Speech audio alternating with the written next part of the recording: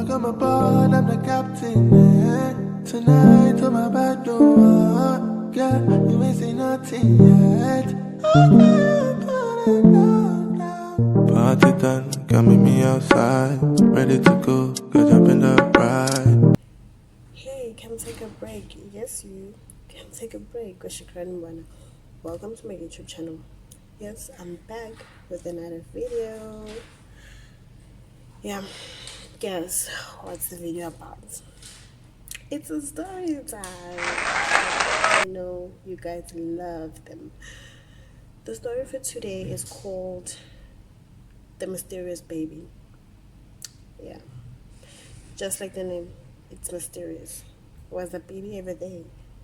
What happened to it? How did the baby come about? And who faked what? You know, those are the kind of questions that you'll be left with asking yourself at the end of the story. So guys, please continue to comment, like, and subscribe. So this is a story that happened like 2 years ago, and okay, and then this is how it goes. So there's this guy that I met, and this guy we met in a bus going towards Durban as I was going like for a vacation.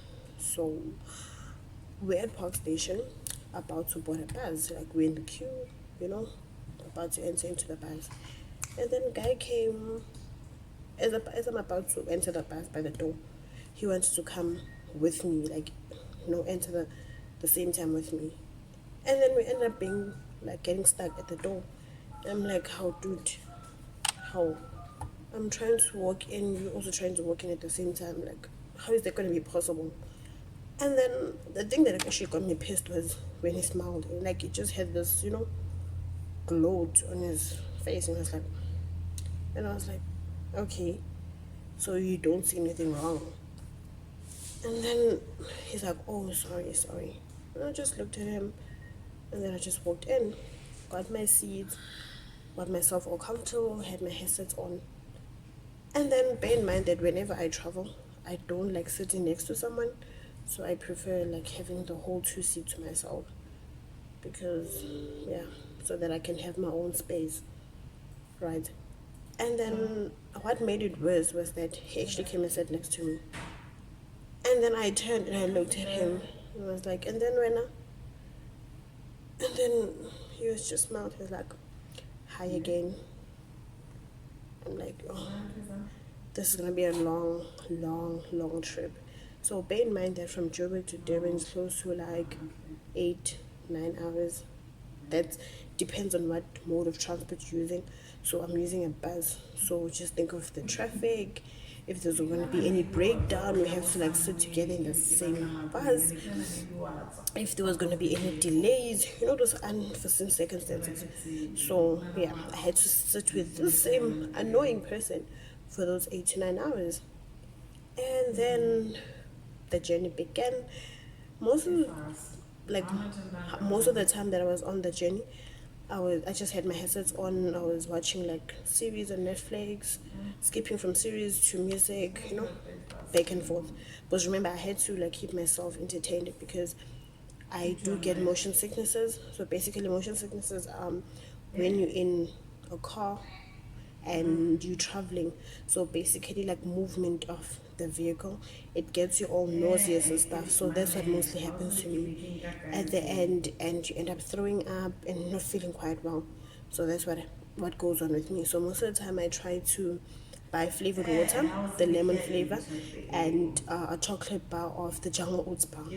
So that keeps me going till I get to my destination. So I don't consume any meals such as your pies, your fish away. I don't eat that. I just drink my water and my jungle oats bar till I get to my destination. In that way, I know that I won't throw up. Imagine throwing up in the bus. Like, okay. So we got to the rest stop at Montrose. Got off the bus, but I just went to go to the toilet and then as well as stretch my legs. And then as I'm stretching my legs, and I was like, no, let me just buy another bottle of water. And then I went to buy another bottle of water. And then to make things worse, this same guy followed me at because he saw me. because he saw me. And I was like, dude, like really? Dude, really? So guy followed me to the fridge, and I was like, dude, why you like? Now I was really getting upset because I was like, why is he following me like so much? Like, what's up with you? You know, how? And then he's like, I just wanted to apologize, and I've been trying to like find courage to talk to you while we're still in the bus, but it seems as if like you were in your own space, you're in your own world. You just kept on, you had your headset on from the time we left Park Station till now. So obviously I couldn't, like, I didn't want to tap you, or because I felt as if like this was going to be rude of me. And I was like, okay. And he's like, no, I just want to apologize about what happened in the morning, when we actually were getting on the bus. So basically, I just wanted to apologize. Sorry. So he's like, I'm really, really sorry. Yeah, it was kind of dumb of me to do what I did, but you're so pretty, and I didn't know how to, approach you. I was like, so is that how you hit and go? Like you bump into them, or you try to squish yourself, with them entering the door? Like, dude, ushela kanjalo? Like, is that your best pickup line or something that you do? Then he was like, I thought he was gonna be upset, but the fun part, he laughed. Like, he literally laughed. And I was like, ugh. So when someone, you try to be as mean as you want to be with someone, and the person does not give it back to you as just mean as you're giving it out, and they just laugh, it makes you feel some type of way. It makes you feel as if like you're stupid or something, and then you just like, ugh. What's the point of being angry with this particular person? You just tell yourself, and then you start joining the person and start laughing as well. So after that, I was like, nah, it's cool. And then he was like, so what are you buying? I'm like, I'm just buying like flavored water, because yeah, my flavored water that I actually have with me, it's about to get done. And I was like, no, I'm just gonna get my lemon flavored water because it's about to get done. So he was like, oh, okay. And then he was like, so are they really that nice? I'm like, yeah, they're nice. And I just love the whole, that sourness that it gives off. So that is why I prefer the lemon, right? So he was like, I haven't tasted the lemon flavor, but let me try it out since you're recommending and saying that it's so good. I was like, why not? And then he said, all that you're buying. I'm like, yeah. He's like, okay, I'll pay for this, and then I'll meet you outside. And I was like, why are you offering to pay for my drink? I can pay for it. He's like, no, that's just me saying sorry as well. I'm like, okay, cool, if you insist though. So I gave him the water, and then I went and stand outside. And then a couple of minutes later, he came out with the water, so he just paid for it and everything. So we started having a small conversation, asking me like, what do I do for a living, the type of job that I do I have any kids, the small talks. Once we started talking, I got to know that he's quite a bubbly person. He likes laughing. He also likes horror movies, which I do not watch at all. Those are the biggest things that I do not do. They're like a no-no. So yeah. So I got to know that he likes horror, and I was like, okay. And he likes comedy as well, and I like laughing. So I was like, okay. At least we were able to vibe on some kind of way. As well as I saw that he was actually quite smart. I love the way he thinks of stuff, the way he was just not a yes man. You get those type of guys that agree to anything and everything. If you say, babe, the sky is pink, and like, yeah, the sky is pink, when the guy can actually see the sky is purple or the sky is blue, but because you said it's pink, he doesn't want to argue with you, and he'll just say, yes, it's pink. I don't want that. I want a guy that's going to tell me, no, the sky ain't pink, it's blue. It's blue because of A, B, C, and D. You feel me? That's what I want. So we got back into the bus. So now this was our first rest stop. So bear in mind, if you are traveling with a bus, you only have like one rest stop, so which is Montrose, and then it's a ride throughout till Durban. So he was getting off in Pietermaritzburg, and then I was getting off in Durban. So as soon as we got back into the bus, I still didn't put on my headsets because we were still talking. So I was like, what's the use? So we talked till we got to Pietermaritzburg. And then that's when he got off. And then, like I don't know if I should say likely or what, he gave me his number. He's like, no, let me give you my number, and then if you wanna talk to me, you call me. I was like, oh, okay. So he typed his numbers in on my phone. He saved them. After he saved them, the numbers on my phone, basically, I was like, okay, so we talk again. He was like, okay, chill. He got off in Peter Marisburg. Believe you me, as soon as he got off, I felt kind of sad because he got off. So, like, believe you me, after he got off, I still was like, okay. Like, I missed the convo because now I was back being alone. And funny enough, I was kind of enjoying the conversation that we were having. So, basically, as much as I do not want to speak to him, I do not want him to leave now because bear in mind, I got pissed that he sat next to me, and then so like bear in mind that I do not want this person to sit next to me. Then when he did, and then he started talking, I didn't want him to leave now. Like your girl was starting to catch feelings, like for this same person. Like what up? What's up with that? And yeah, that's how me and him met. So when I actually got to Durban, I ended up calling the guy a day later. I ended up calling him and we started talking, and he asked me how did I get to Durban, how was the trip, we started talking like on a more serious level. So ever since from there he kept on calling, and it was a never ending story, you know and it became a never-ending story. So it was call after call after call after call every day, and we became close, and it became an item. Like from the guy that you hated in the bus to your everything. It's funny how people fall in love in the most awkward situations, but yeah, it is what it is. So I think it was 3 months after, no, it was 3 to 4 months, if I'm not mistaken, after we made it official. And there was this particular day I was at home. I was off from work, and I came, I was at home, I was off from that day. So I wasn't feeling well. So I decided to, I'm going to be in bed the whole day. So I basically slept in bed the whole time. So it was around, I think it was around past 3 in the afternoon. So when you have those thoughts, you just say, call him, call him, call him. So I ended up calling him. How? After I called him, a girl picks up the phone. And then when the girl picks up, I'm like, when you dial someone's number, you expect a male voice to come out, then a female voice comes out, and then you end up clicking the phone are you sure whether I dialed the right number, you get what I'm saying? So when I called and the girl picked up, I was kind of confused, honestly. I didn't understand why. So I hung up and then I called again, and then it was still the same voice, and I was like, ah. So I hung up and I was like, oh, okay, so it's like that now. So bear in mind that me and him were now together, but we're not living in the same area.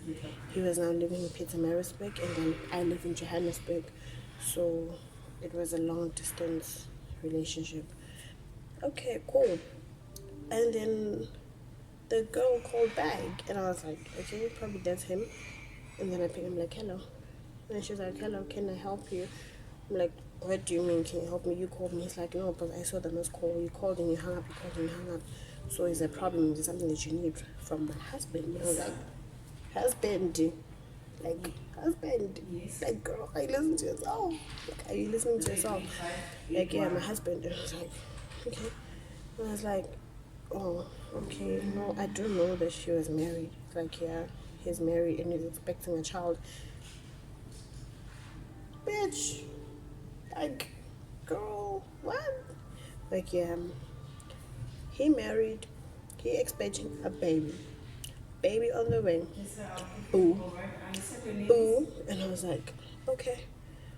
Like, to be honest, my heart just broke. Like, I literally broke. It felt as if someone just put their hand in my heart and was squeezing the the blood out of it or whatever out of it, and it was like cold like this. My heart was so painful, and I just started crying. I was like, okay, sharp, and I hung up and started crying. I think it was like 2 hours later, he called. I'm like, so basically I picked up and I was like, what? He's like, I'm sorry about what happened. I'm like, sorry about what? He's like, I'm sorry, but I'll call you whenever I'm okay so I can explain to him. Like, don't even bother. Continue what you're doing. I'm chilled. I'm gonna be fine. I hung up, switched off my phone. Bear in mind that as much as I was off on that day, the following day I had to be at work and I had to be okay. So you have to come back to work being okay, looking fine, and everybody expects you to look good. Oh, okay. Morning came. That evening, I could not sleep. You know when you keep on playing things in your mind, it's like on repeat. So, like that particular night, I could not sleep. Like, I could not sleep. And I had to come back to work, and you know, you had to pretend that everything is good, like you're okay, like nothing happened. Remember, you cannot bring your personal matters from home and bring them to work. Then you can't function, like literally cannot function the whole day. So I had to, like, you know, put on my big girl panties on and, you know, be okay. And I think it was around 6:30 in the morning. I was waiting for my transport, and I received a text from him, and he was like, I'm sorry, I know that you're very upset about what happened. I love you so much. I don't want to lose you. I will call you when I'm okay. And I'm like, this nigga is just full of himself. Like, you're married, you have a baby on the way, so what are you doing with him? Like, you've been stringing me along. To make things worse, after me and him became official, I always made trips to Pietermaritzburg all the time. I never, every time when I'm off from work, I'm on the road, you know? So I felt as if, like, why couldn't you be honest with me from the first time? Like, tell me which part I play in your life instead of you stringing me along. Get what I'm saying? So, yeah. So basically, so obviously, I'm like, dude, you made me a fool, you know? So, like, after he literally, like, sent me a text, I felt like crying because, like, I couldn't understand, like, how could you do me like that, you know? When you love someone, you love hard. Like, there's people like myself that when we love hard, we love for real. So I was like, okay, that is what it is, dude. And then after that, I got to work. I think it was around 10. Bear in mind that I was at my desk, but I could not think. I could not work. Every customer that called on that day, my mood was down. I could not say anything. I could not explain. I just wanted to be on my own because I was heartbroken. You know what I'm saying? I was really heartbroken. And then I think it was around 10:30, and then he gave me a call, and I didn't pick up. And he gave me a call again, and I was like, you're full of it. So I ended up blocking his numbers. He called at my work, he requested for me, and they transferred the call to me. And I'm like, dude, what do you want? Like, what more can you explain that I don't already know? And like, I felt as if like he had nothing to say because I know everything. So what more can he say? You get what I'm saying? So he actually was trying to like explain basically why, what happened, who the chick was, and she was like, girl, it's his ex-girlfriend. Apparently the reason why she was there that evening was because she wanted to tell him that she's pregnant. And I'm like, pregnant? How many have been together for like 4 months? So where was she this whole time? And you know what? What actually happened was she came over. I think it was 3 months when we were still together. She came over, and then apparently, you know, things happened. And then now she's coming back like a month later to tell Guy that she's pregnant. And I'm like, wow. Can you imagine when you love someone so much and then the person has to come and tell you that they made someone pregnant while they're still in the same relationship with you? You feel stupid, you feel not respected, you feel as if like, you know, they took you for a ride. That's how I felt at that time and moment. Mostly, I feel as if like he took my love for granted. He took my love as a way to just like play around with, which was like totally not a good thing. So after that, what happened was that I didn't really want to hear anything from him. And then I was like, no, just give me time, just give me space. I just want to be on my own right now to gather my thoughts and to actually find out, to see where I'm headed to and what I'm planning with my life. What I'm headed to with my life, right? So basically, I just wanted time to myself, to find myself. You get what I'm saying? To find myself. And then after that, like I didn't speak to him for like 2 days. As difficult it was because me and him spoke like every single hour. Guy called every single hour. He called. He made sure we spoke. Sometimes he would just call just to ask if I'm okay, if I've eaten, if just to say that I love you. Those small little calls, they play a big role. They really, really do. So basically, for 2 days I didn't speak to him, and then after 2 days like irregardless that I was not calling him, he still continued and called within those 2 days. So he kept on calling, but I did not pick up. He sent messages, he called, messages called, but there was no answer from me. So 2 days later, and I was like, what, I love him and it seems like he loves me too. Let's see where this thing will go. Yes, he messed up. We are humans, we are not perfect. So I was like, what, let me just give him a chance. And then I called him and I was like, what, it's okay, I forgive you. Just that please don't do it again. I love you so much, I don't want to lose you. And he was like, okay, chilled, I'm not gonna do anything like that again. I'm so sorry. And yeah, we're gonna work this out. So I'm like, even this girl, are you guys completely done? Or is it just saying that you are done because you are telling me that and you want me to feel better about it? So I was like, what? Are you saying this because you just want to try to make me happy? And he was like, no, we are completely done. We are done. Um, you know, I'm over that. It's in the past. Just that whatever happened. So I asked him a question to say that, but like, okay, fine. Why did you do it?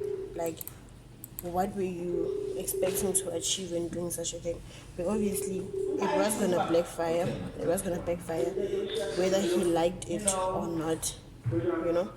So you get what I'm saying. Yeah. So what happened was, um, forgave him, and then things went back to normal.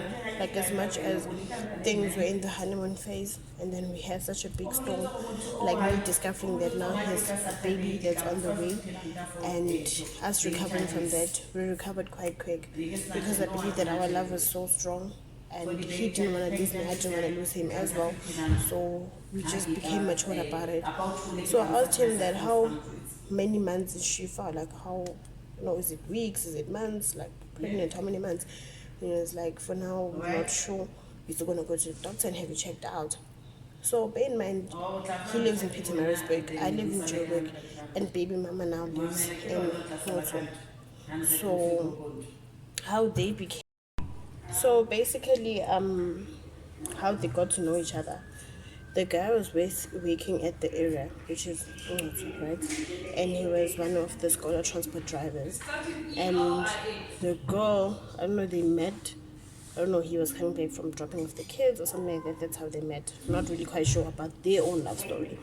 So that's how they came about. So after I got to know about it, it was hard for me to move on. To be honest, it was hard because at the back of my mind, you always had this thing that you are no more the only one in his life. There's the baby mama, and now there's a child that's on the way. There's her, and then there's the child that's on the way. I didn't have the problem with the child. I had a problem with her because she just demanded attention, and in her mind, she was like, me and him. In her mind, her and him, they never broke up. She still wanted them to fix things in order for the child to have both mom and dad together and stuff like that. And I felt like she was like forcing it, like oh, you're not going anywhere. You're mine alone. Those kind of stuff. And then After that, uh, 2 months later, we were still together. She was still in the picture.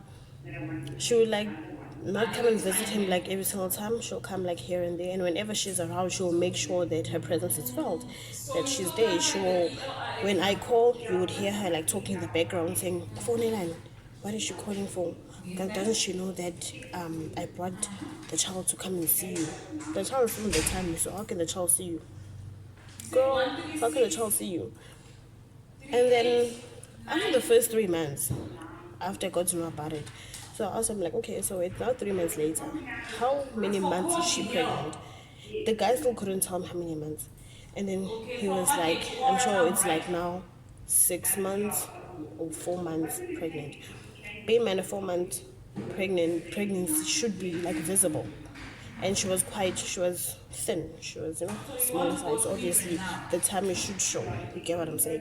It's not as if like if you were thick like myself, people will just take it as belly fat or whatever fat, but because she was thin, obviously the tummy was gonna show first, you know. But whenever she would like take pictures and post, she had nothing, you know.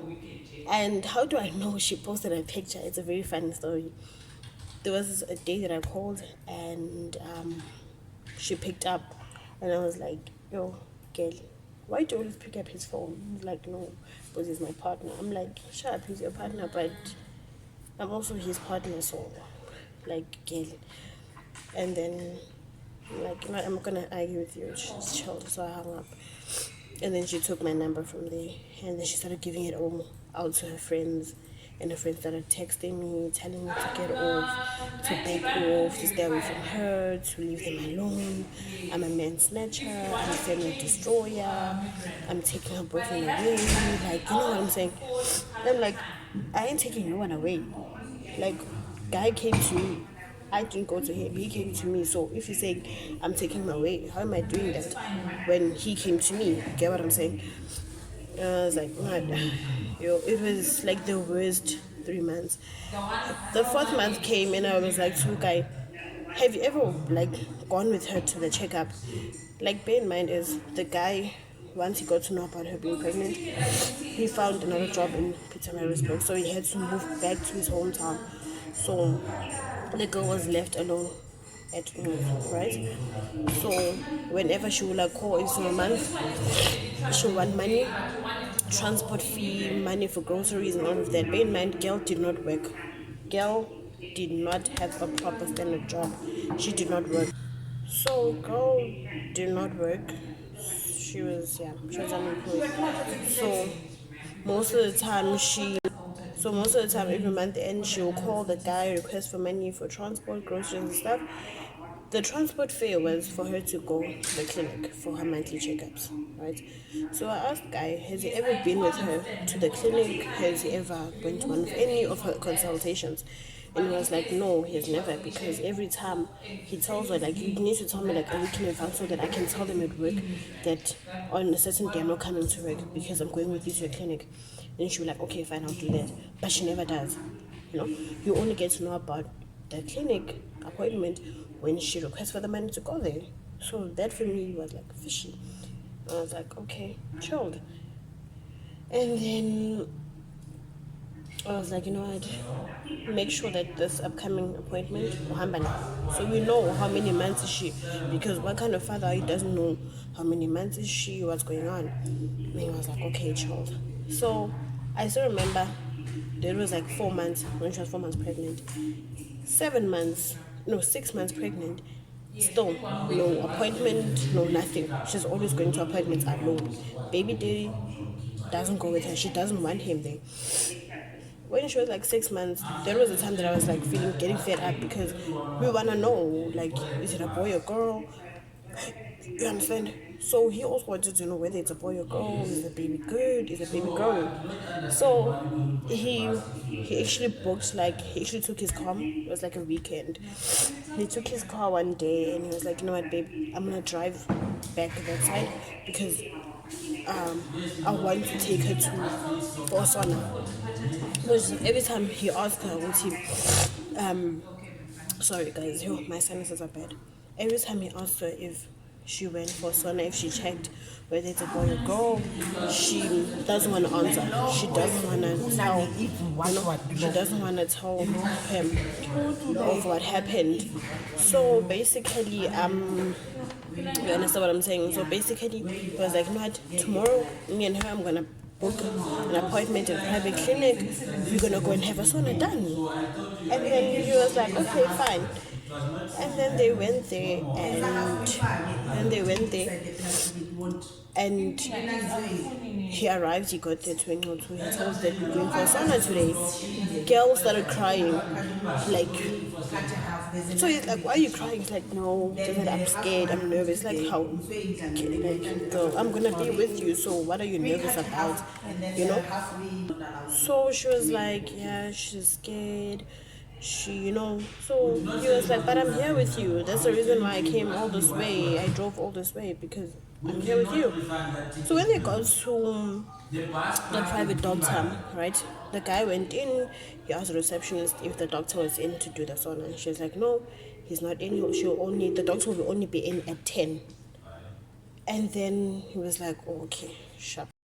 So they waited outside till 12:30. So now, like, bear in mind that they've been waiting for so long and they still no one, like, because the receptionist said that they can wait outside. So they were waiting outside the car, and she said that she's gonna call them once the nurse is in.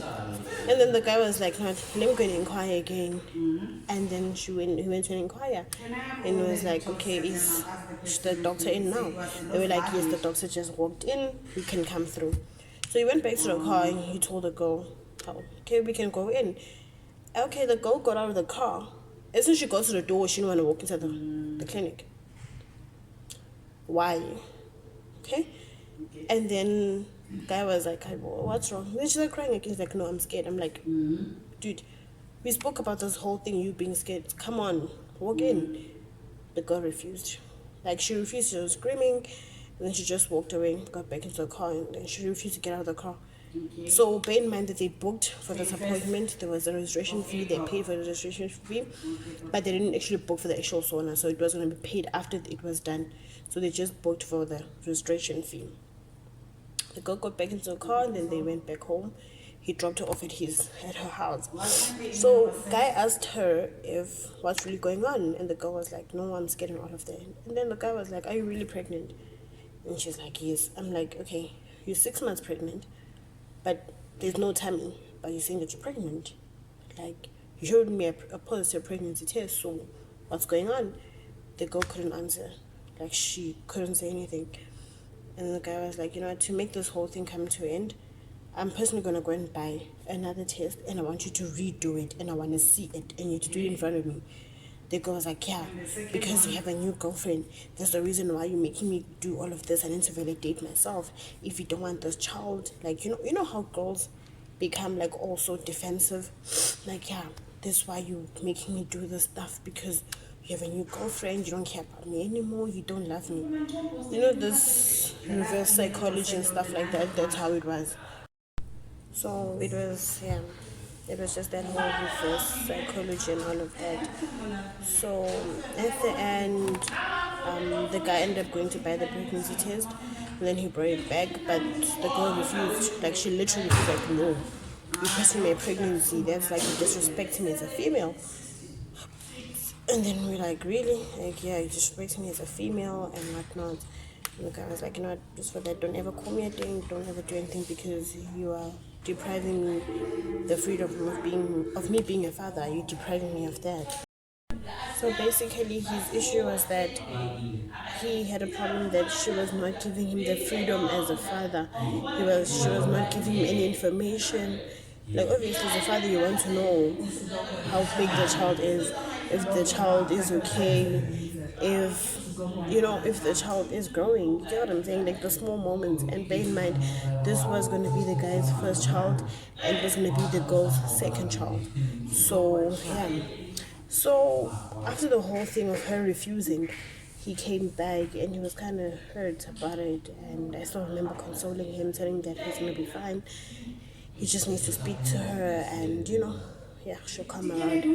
A month later, he went back again, and he was like, you know what, I'm just here. I'm not here to fight with you. I'm not here to argue with you. I'm not here to, yeah, I'm not here to do that. So he was like, I'm not here to fight with you. I just want the truth. Like, I really want to know. Because the reason why he decided to now leave for the second time and go to her, actually, he went to her unannounced. So he didn't call her and tell her I'm coming. He just showed up. The reason was that 2 days back, she went for a birthday party for one of her friends, and the girl was wearing a crop top. If you are like 7 months pregnant, you can't wear a crop top. Okay, you can wear a crop top, but your belly should show. But the girl had a flat tummy, like literally a flat tummy, like a hungry tummy. That didn't make sense. So he was like, I just want to know the truth. And then she's like, okay. And then he gave her a pregnancy test. They bought a clear blue pregnancy test, and he was like, can you just pee on this and just want to know the truth. And then she did that, and then the test came back negative. And it was like, how was you say you're still pregnant? And she started crying, and then she said, no, apparently she had a miscarriage. So there was a night, it was like a month, she says a month back from the time that he got to know about it, and she felt like sharp pains and stuff like that at the middle of the night, and she was rushed to the hospital where they proclaimed that she had a miscarriage. So he was like, okay, you had that, but why didn't you tell me? Like, why didn't you let me know that's what happened? Then she was like, no, I was hurt. I didn't want you to be hurt as well. I just wanted you, I didn't want to tell you anything as well, but I knew that you'll be hurt. Like, but I also deserve to know I'm a mother. But you kept quiet. So he was really hurt. He came back, he told me about it. To be honest, me especially, I was hurt, but I was also kind of relieved because I don't have to argue with her anymore. Like, another headache gone. And then after that, he started asking like a lot of questions, which she couldn't give answers to. And a week later, we later found out that there was never a baby. It was just a story that she brought up. So basically, at the end, there was never a baby. It was just a story that she made up. I guess it's because she felt as if like the guy was never gonna get back with her, and he was done, and he actually moved on with me. So that did not really make her feel okay. So she just thought of making up this whole story of a baby that never was there. Probably the baby was there, and the baby wasn't his, because where would have she gotten the pregnancy test from, the positive one, unless she used someone else's urine? If she did, if the baby was there and it was not his, probably she saw that obviously the truth was going to come out at the end, because he was talking about doing the DNA once the baby is there and all of that. Obviously, the whole lie will be just for nothing at the end of it. So she felt as if she removed the pregnancy, it will be way better. Or probably there was not even a baby. We have to look both at both sides of the coin. That is why the story of today is called The Mysterious Baby. Till today, we don't know the truth of what really happened. If there was a baby, then what really happened? Did the miscarriage actually happen, or is it just a story an act that she just played out? And if there was no baby, then why the big lie? Like, why play with someone's emotions? Family is involved, parents are involved. It's a lot of people involved over just a lie, which I feel was like unnecessary. So yeah, guys. Yeah, that's the end of the story.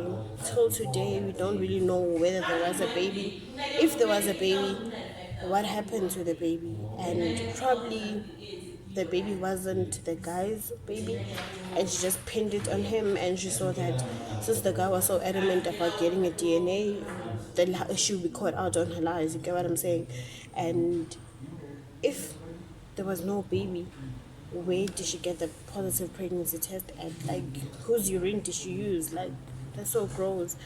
But I also don't blame her, because I feel as if like she was desperate. She didn't want the guy to leave her because he was supporting her financially. Because so once a girl is desperate, once women are desperate, they can do anything, anything. So I don't actually like blame her at all, but the way she went about it, it wasn't a good way because now family was involved, parents were involved, emotions were involved, a lot of things were involved over a lie that she just created just for her own happiness, just for her own selfish, being, which was unnecessary. And whether the miscarriage story was even true, we don't even know till today. That's the reason why the name of the story is The Mysterious Baby. What happened to the baby? Was the baby there? Was there even a baby? If so, who was the father? Yeah, questions, questions, questions. So, guys, please don't forget to comment, like, and subscribe. As I always say, from me to you, with love. Come take a break. Shukran Mbwana, signing out. You ain't really had nothing like this. Turn up in the neighbors to the bell. Baby girl, you gotta be quiet, yeah. Girl, I love the way you say my name, hey. And I know you know I like it. If there's one thing for sure.